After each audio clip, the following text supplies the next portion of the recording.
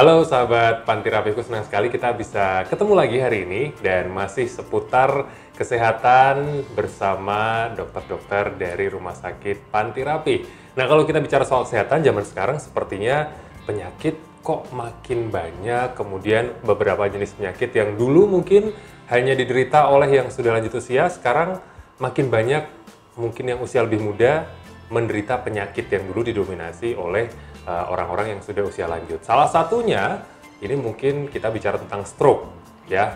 Stroke itu kadang-kadang secara awam kita bisa tahu di permukaan, tapi secara lebih mendalam, stroke itu apa dan mungkin zaman sekarang apakah usia yang lebih muda bisa juga terkena stroke? Sudah ada bersama kami hari ini, Dr. Esdras Ardi P yang akan membahas lebih dalam tentang stroke. Halo dok.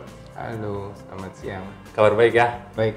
Oke. Luar biasa. Nah, bicara soal stroke nih, kalau mungkin bener ya, dulu stroke hanya usia-usia yang sudah lanjut, tapi sekarang kayaknya kok ada aja yang usianya masih muda, relatif muda, tapi tiba-tiba ada kabar kena stroke. Nah, mungkin kita harus tahu dulu nih, stroke itu apa sebenarnya dok?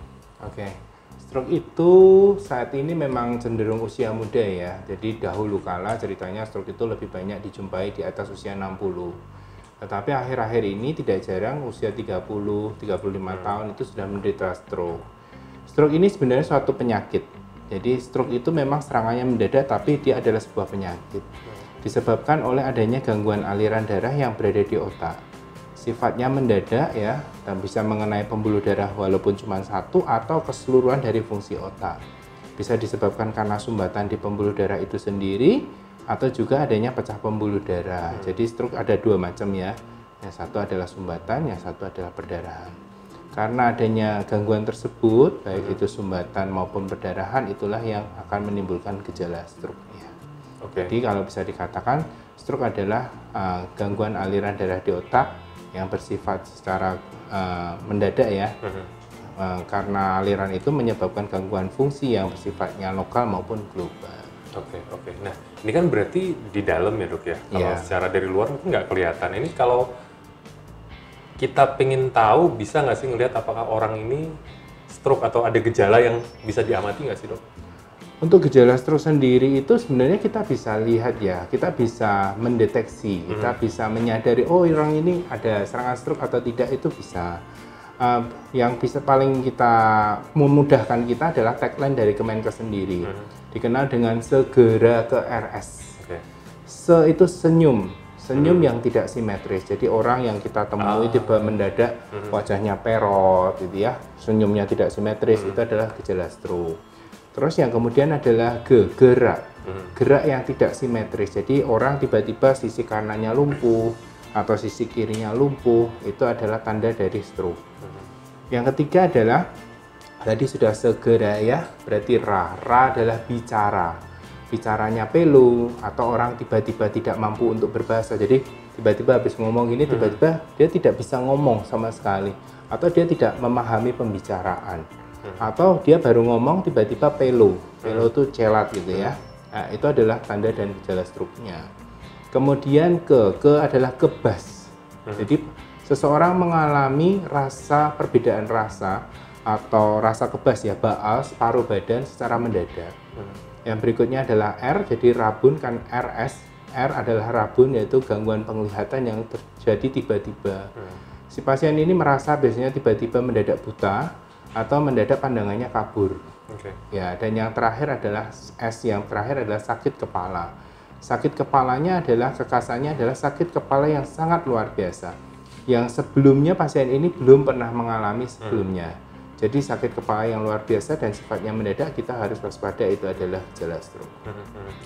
Nah dari urutan ini tadi, mulai dari senyum sampai yang terakhir, ini kejadiannya akan berurutan seperti itu atau random gitu? Apakah harus mulai dari senyum atau terus? Enggak, tidak semua orang mengalami gejala yang sama.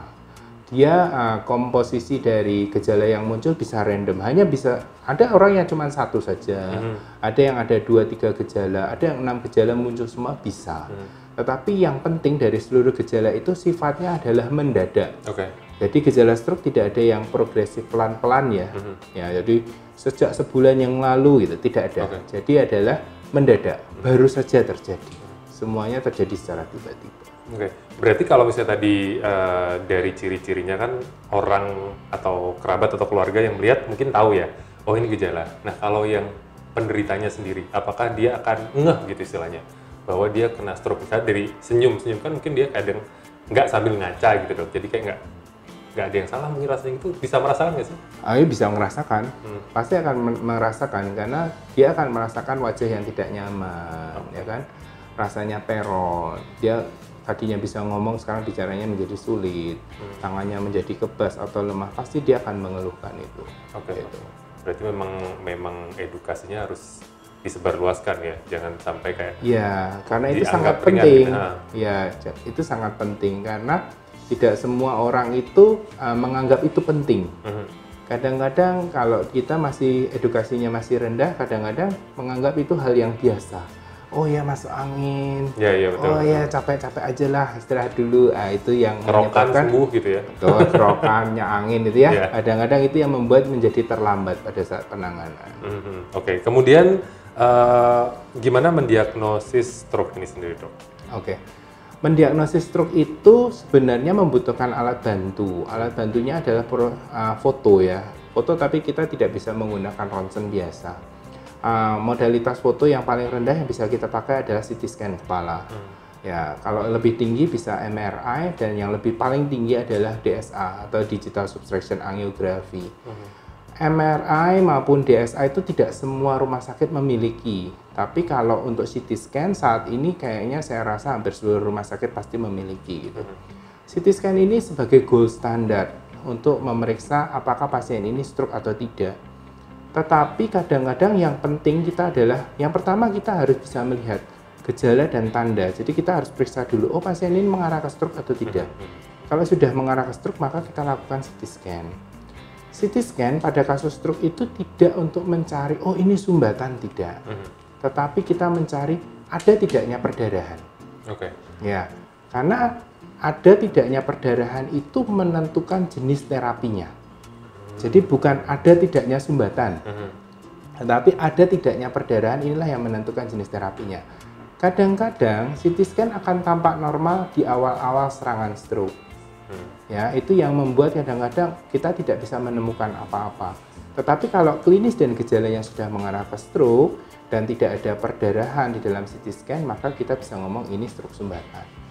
Oke. Jadi prosesnya seperti itu ya. Memang harus ada beberapa perawatan yang dipakai untuk mendiagnosis stroke. Nah, sebelum nanti mungkin kita bisa lihat juga ya beberapa teknologi yang ada di Pantirapi. Tapi mungkin sebelumnya sedikit nih dok, faktor risiko stroke gitu ya.